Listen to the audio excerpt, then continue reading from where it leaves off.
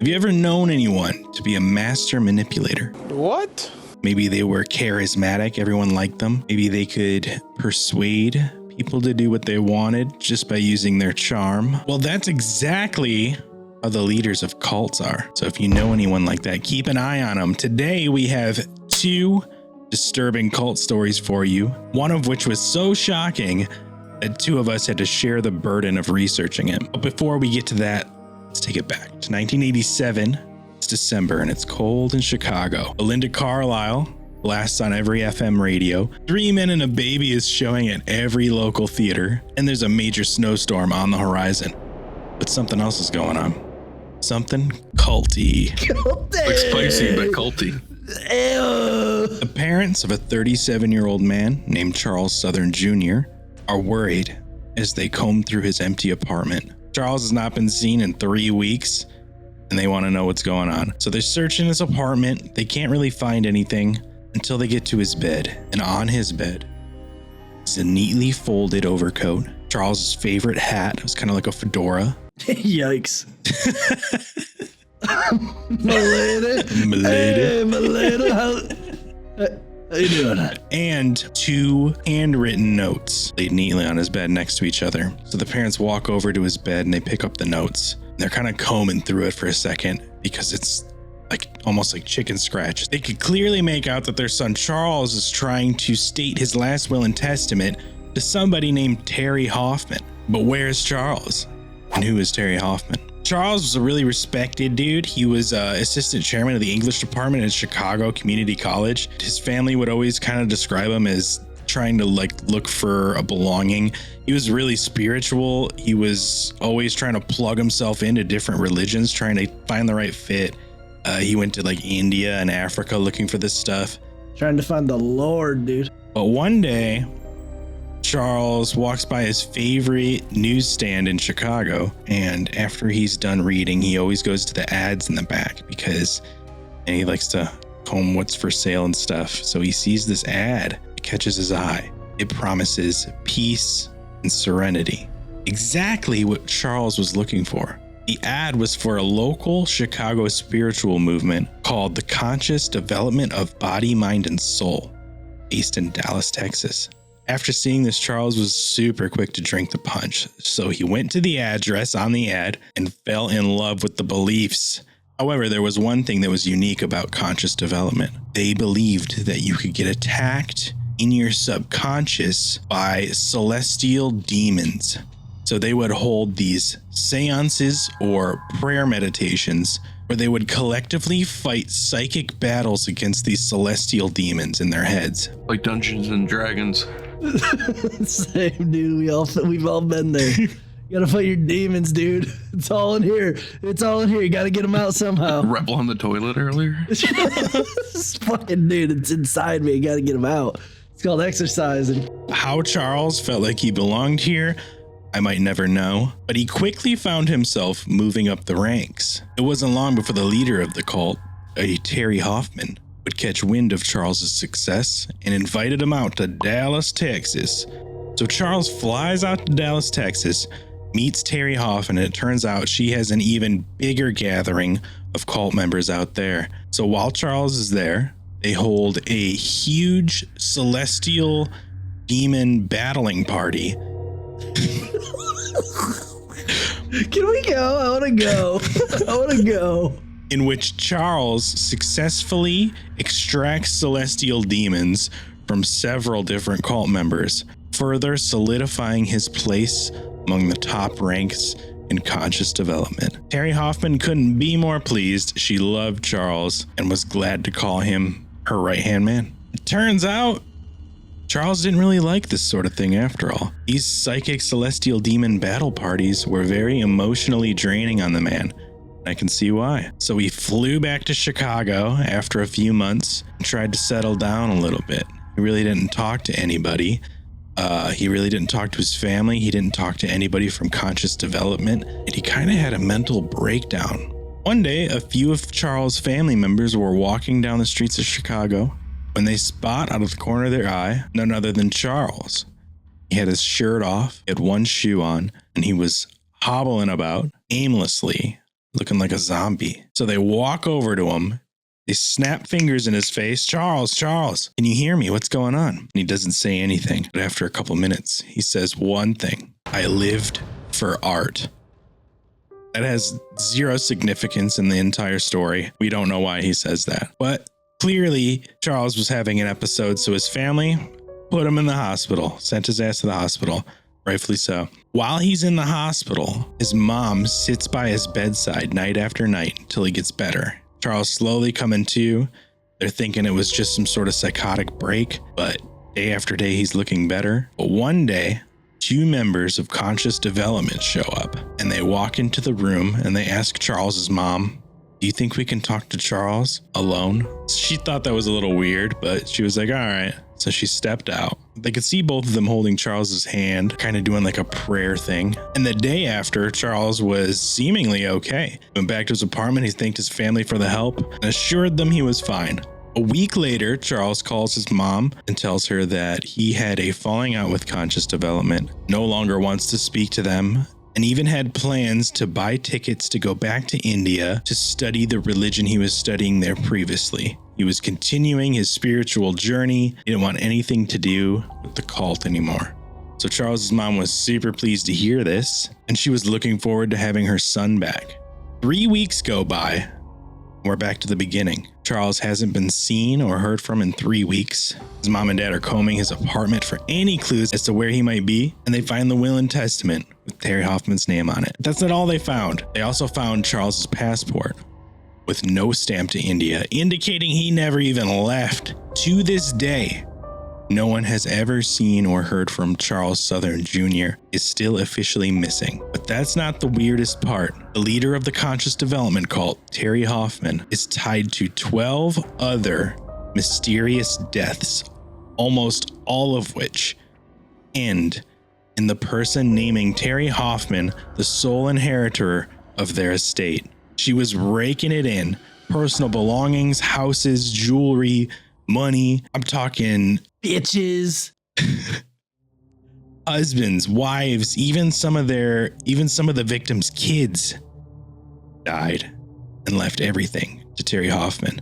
There was even somebody's cleaning lady who wasn't even in the cult that died and left their collateral estate. damage. She just got the stray bullet, dude. Now, after that, in 1990, Terry Hoffman was finally taken to court. However, after 4 years of trial, they didn't have enough evidence to try her. All charges were dropped. Terry married someone else. She changed her name, became some sort of financial advisor, wrote and published a book, and then died in 2015. So you tell me, was the cult conscious development of mind, body, and soul just some sort of mind control scheme Terry Hoffman could use to steal everything, or did she really believe in it? I guess we'll never know. I have one question and one question only. Yeah. If we go out there and join and are able to do psychic warfare and fight the demons on a spiritual level, do we have to die?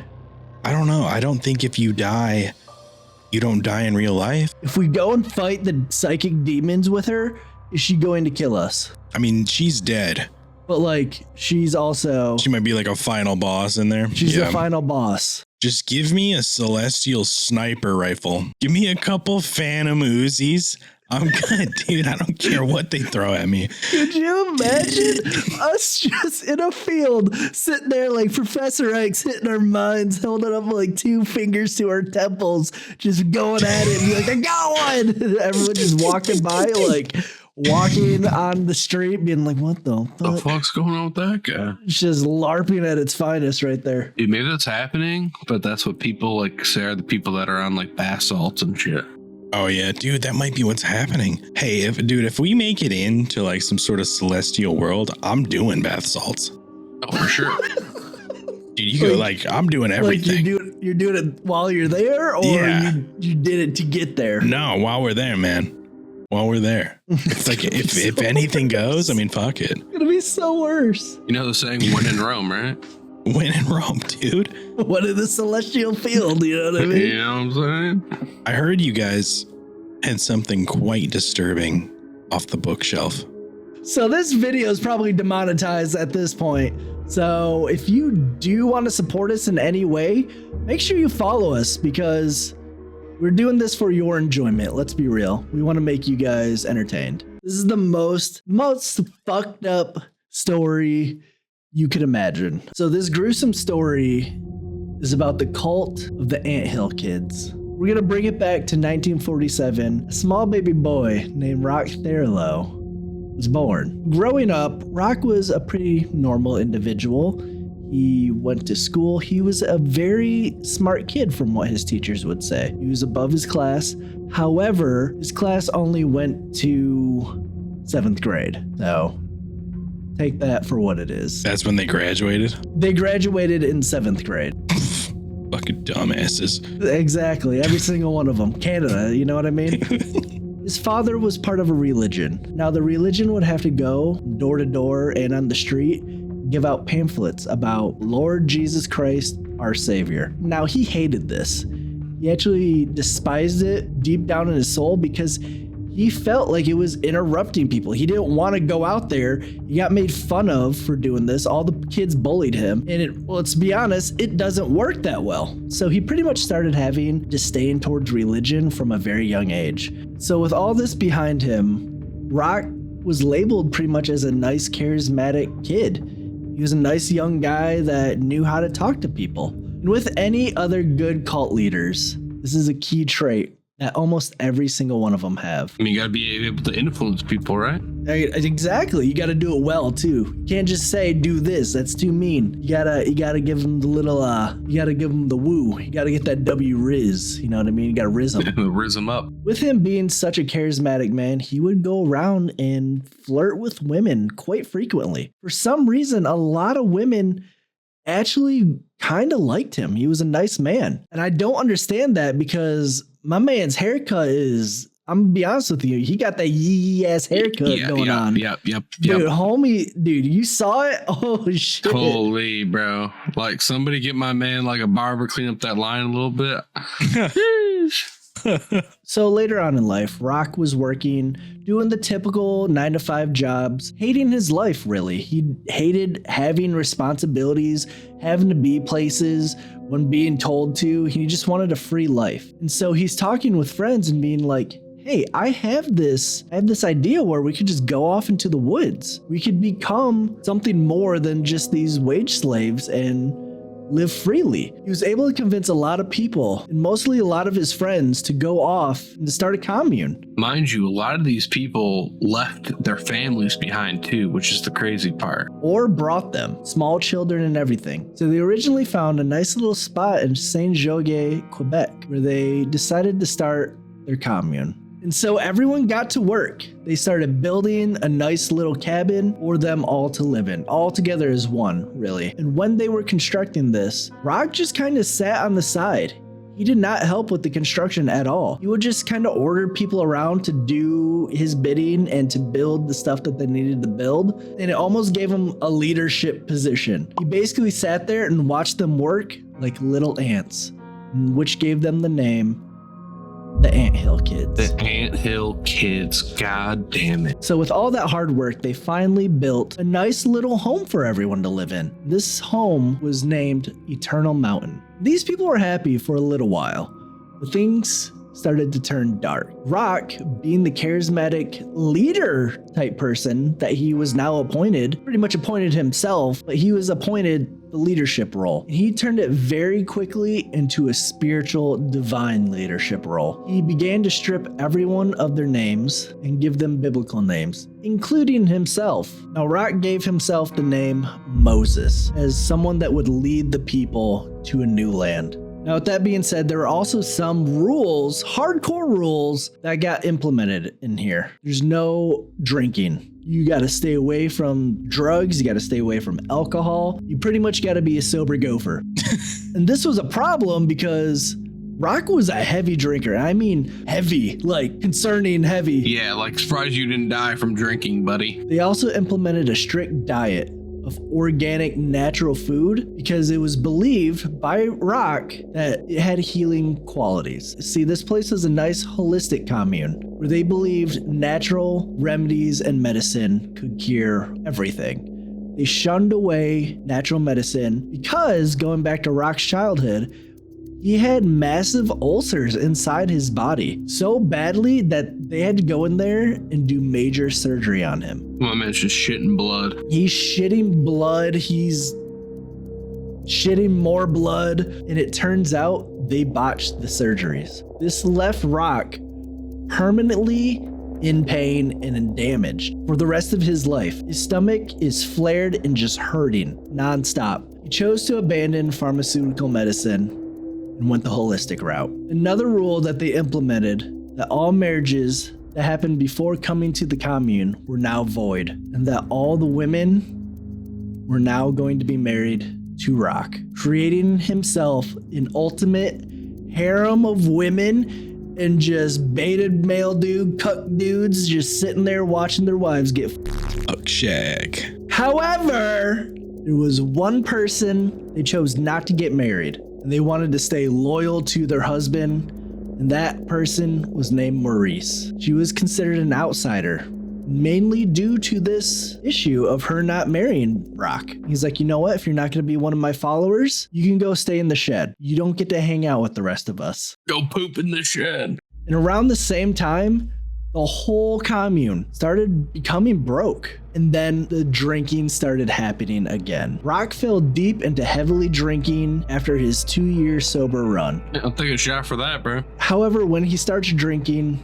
he starts getting, say, angry. Rock was basically drunk all the time. He would get plastered and just do sermons for hours and hours on end. Pretty much you mean drunk rambling. He would just drunk ramble like, goddamn government doesn't want us to have our carrots. The devil is among us all. The devil research 9/11.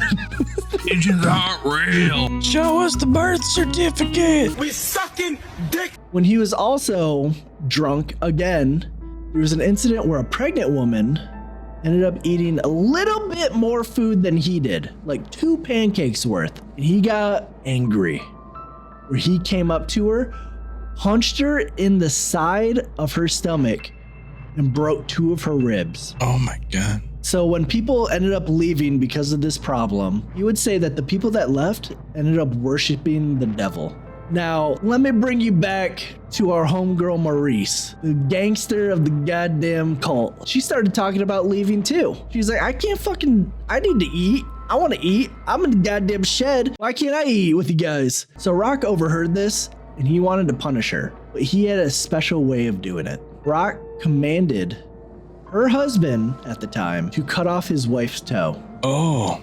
And her husband refused. He's like, I can't do that. It's my wife. I love her. Why would I ever do that to someone that I love? And at that moment, Rock quote unquote said to him, be a man and teach your wife a lesson. But the husband ended up going forward with it. He took an axe to his wife's toe and cut it straight off. And this solidified in Rock's head that he could do anything he wanted. Pretty much feeling like a god at this point.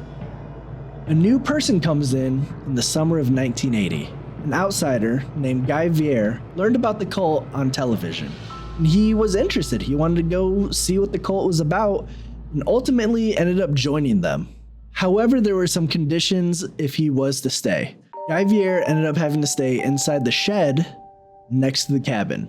He was given some duties though, because he has to pull his own weight. If you are going to stay at a commune, you kind of have to pull your own weight. This included chopping some wood, helping ration some of the food, building some of the houses, as well as babysitting the kids. But Rock didn't let Guy watch over his own kids.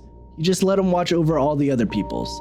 He thought of his own kids as the chosen children of God. But he referred to all the other people's children as animals. He saw them as lesser humans because it wasn't his own offspring. So in March 23rd, 1980, there was a party that was going on. However, they didn't invite Guy. So doing this, he had to watch all the kids while all the other adults partied and had a good time. Probably was an orgy. I don't know. Now, Maurice's little boy, Samuel, was one of those kids being watched. He was 2 years old at the time. And he started having a crying fit. And this pissed Guy off so much It frustrated him to an absurd amount where he grabbed the kid by the neck and punched the kid in the face 6 times. What the fuck, dude? The kid stopped crying. And it worked. The next morning, people saw the kid. They were like, what the hell happened? Why is the kid beat? Why is his face all fucked up? And so they're looking at the kid's face. They're seeing how fucked up he is. And then they notice his penis is swollen. They're like, there's something going on here. He can't pee. There's something that we need to do. And now this is where the home surgeries started happening. The brutal, horrific home surgeries. Home surgeries? So Rock put the child on the table and started going at it. They took a knife to the boy's penis and cut it open to allow the urine to flow out. Now, as you would think, this is really, really painful. Rock understood that. He's like, I need to give this boy anesthetic. And his way of anesthetic was giving 94% ethanol to the boy through his mouth. Oh no. So the next morning, they found the boy dead. And I like to think it was more because of the ethanol instead of the blood wound to his penis. But it didn't stop there. A few nights later, everyone knew that it was Guy. Guy was the one that beat the child. And so Rock wanted punishment for it. So Rock set up a vote, and the vote came back 7-3 in favor of castrating him. And Rock even got Guy to sign a waiver, signing away that he was okay with this. Because he said this surgery will get rid of your headaches, chronic masturbation will be gone. And so he's like, bet, I'm down, cut my balls off. And doing this, they set Guy on a table. They came in with an elastic band, a razor blade, tweezers, and ethanol. And then they just proceeded. They cut open his balls and they cut the balls off. They put it in a little tissue and tossed it out. And after this surgery, Rock would continue to bully Guy. He would bully him and abuse him. And at some point, Guy could not take it anymore. He ran to the police. He was like, hey, there's so much abuse going on there. Lo and behold, the police get there. They do an investigation and they're like, yeah, this kind of fucked up. Like, you guys murdered this kid. We're taking every single one of you. And so they wrapped him up, put him in the back of a cop car, and then they went to prison. But while he was in prison, he still had 11 people that were devout followers. And they stayed with him until 1984 when he was released. And when he was released, he was like, hey, this isn't over. This is just the start. Let's begin again. So they found a new place to live in Burnt River, Ontario. After building a new commune, Rock started drinking again, and it started getting worse. He would make the followers roll around and eat each other's feces. He even kept doing more home surgeries. There was one time where he tried to circumcise a man, ended up cutting the entire tip off the penis instead of just, the extra part that's there. How do you fuck that up? Well, he didn't fuck it up. If we know anything about Rock, he did it on purpose, and he said this will bring you closer to God. But it didn't just stay with the adults. Rock eventually turned to the kids. The abuse is so bad that Rock started nailing kids to trees and having the other children throw rocks at the kids. What the fuck? He would dangle children over fire pits just to hear them scream. Remember our girl Maurice? She had enough. She was like, I gotta get out. Rock was like, all right, we've had enough of you. I don't want to deal with your shit anymore. Leave. You can get out. You're not part of us. So she left, but she wanted her kids back. So she sought legal action. She got lawyers. She lawyered up is pretty much what I'm saying. So Child Protective Services were like, all right, yeah, we're going to take these kids. Like, the fuck is going on here? We're taking these children away from you. So they rounded up all the kids. They're like, I bet we out. And this pissed off Rock beyond belief. If you thought it was bad back then, from what I said earlier, prepare yourself. Rock, being the good old home surgeon that he is, was like, yo, let's do it again. Give me that booze. Let me drink it down a little bit. Let's get to it. There's a woman named Solange in the community. She needed, quote unquote, a surgery. So what he did was put a tube up her rectum and gave her an at-home enema. This enema consisted of molasses water, and olive oil. Eventually, he ended up cutting a wound on the side of her stomach, reaching in and grabbing her intestines and just ripping it with his hands, and eventually put it back together. It was so bad she had internal bleeding, obviously, and ended up passing away. But he felt really bad for this. He felt like he failed as a healer. He wanted to try one last thing. He wanted to resurrect her. And the way of doing so is that he was going to use the seed of God, seed of man, to bring her back. So they dug up her decaying corpse, her rotting corpse, drilled a hole inside her scalp to her brain, and him and other male community members ejaculated into that hole to bring her back. Obviously, this didn't work. With all this abuse, there was a woman named Gabrielle who was the striking hand to bringing this down. She was a community member, part of the cult, one of his wives, really. And there was one day where her hand was hurting her. She was like, it hurts to move it. Can you look at it? You're the person that's supposed to heal everyone. And so Rock, being drunk as he is, per usual, he's like, all right, let me see it. Put it on the table. Let me see it. As he's looking at it, he suddenly pulls out a knife from behind him and just stabs her hand. It goes all the way through her hand, in through the table, to where her hand is pinned to the table. She cannot move it at all. And at that point, Rock walks away and takes a nap. And after 45 minutes, he gets back up, goes over there. She's still stuck to the table. Her whole arm is turning blue at this point from losing blood. And so he begins cutting her arm off. He realizes, hey, I'm too drunk for this. I can't fucking do this. He gets another community member to come over there. He's like, listen, you want to see God, you got to cut this lady's arm off. So she's hacking away, cutting it with a knife, going through the tissue, going through the tendons. They get to the bone, he can't cut the bone. And so Rock, being the drunk, intelligent guy that he is, he's like, let's get the chainsaw. Grabs the chainsaw and hacks her arm off. And as you would assume, this can't be sterile at all. So after a few days go by, her wound starts getting infected. So she goes back to Rock, which is the dumbest thing you could ever do, but she goes back to him. He starts taking scissors and cutting off all the infected parts, but for some reason, he starts going towards her breast. She's refusing this. She's like, why do you have to do this? But he hits her over the side of the head with the broadside of an axe until she's bleeding everywhere and continues to cut. She wakes up bleeding, in pain, and just escapes. She runs to the cops and is like, hey, help me, take me to the hospital, I need help. So police doing what police do, save Gabrielle and bring the whole force onto the commune. They get him charged on assault. He goes to prison. For some sort of good news in all of this, some good news happened in prison. In 2011, Rock was bragging to his cellmate, Matthew McDonald, about all the abuse that he did at the commune, how he abused these people, these children, so on and so forth. And Matt was pissed. Matt's like, I can't deal with this guy talking in my ear about abuse. And so Matt only saw one option.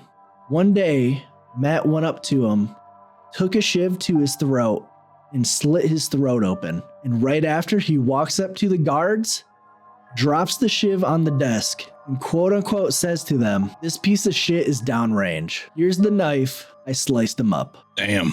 And that's how the story of the Anthill Kids ends, with the death of Rock, with the other community members living on to tell their stories about the abuse and how they survived it. Did they keep the movement going, or did it just abandon? Okay. There's so much abuse, they wanted out.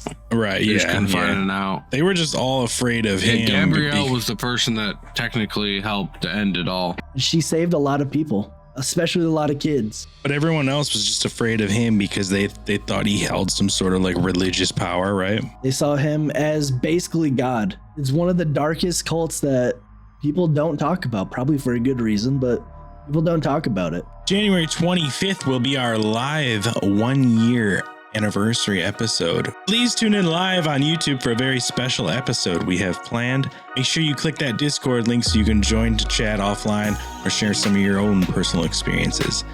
Thanks for watching. This has been another episode of Plastic Lounge. We'll see ya.